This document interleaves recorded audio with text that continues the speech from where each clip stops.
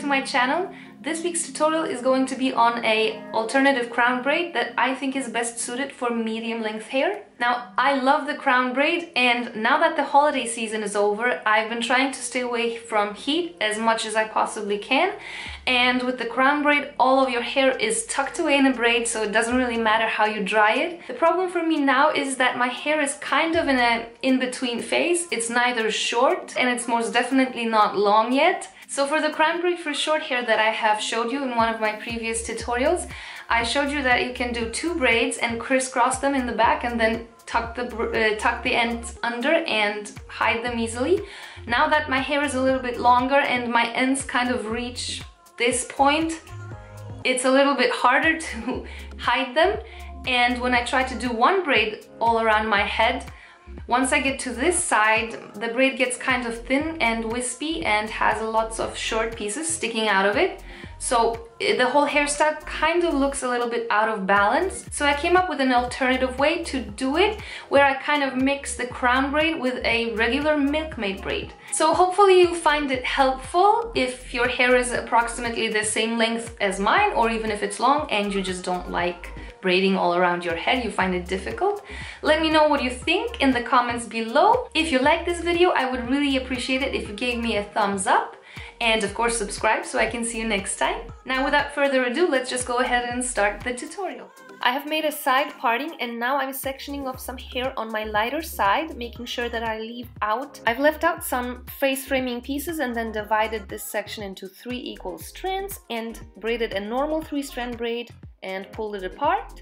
You can already see it's gonna give me some fullness onto that side, leaving out some face framing pieces on the other side as well. And now I'm picking up a small section near the parting and I'm going to divide that into 3 strands.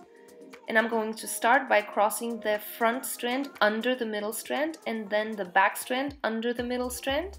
Now I'm going to add in additional hair from my hairline to the front outer strand, and I'm now gonna cross it under the middle. Then I'm going to section off some new hair from the front and add it into the back strand. And I'm going to cross that under the middle as well. And those are the steps I will be repeating all the way around.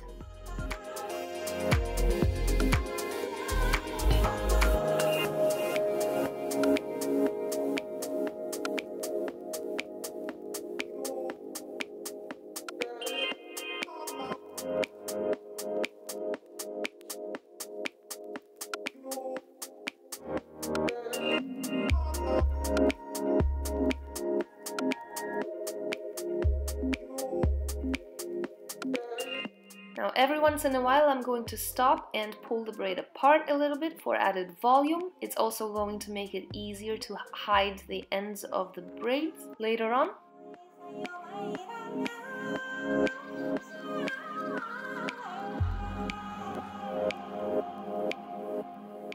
You can have the braid following your hairline exactly, or you can have it turning a little bit higher. Mine is a little bit below the occipital bone, not as close to the nape of my neck. It's totally up to you how you want to wear it.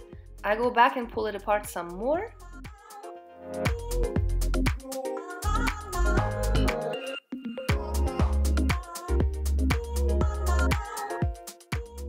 So as you can see, I never switched my hands. It's only now that I've incorporated all of the hair into the braid and I braided a little bit further down. I can put my hands forward and finish the braid all the way down. So as you see, I've tried to pull this braid apart in the back as much as I could, but I think now you know what I meant about thin and wispy. So luckily this other braid is going to provide me with a little bit of fullness, and also it's going to help me hide those stray strands from the other braid. So first I bring this one up and I hide the ends of it underneath the other braid on the other side, and I stick a bobby pin through both braids to secure it. I'm also securing this braid with an additional bobby pin. Now I'll move on to securing the back and making sure that both braids meet up nicely. I will tweak it in the end. And now I'm going to hide and secure the ends of this braid.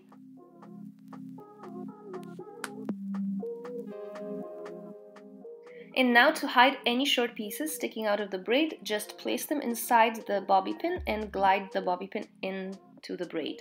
I liked the kind of undone feel that the hair in the front had, so I decided just to put a little bit of argan oil into it and not put any heat on it. And that's the finished hairstyle.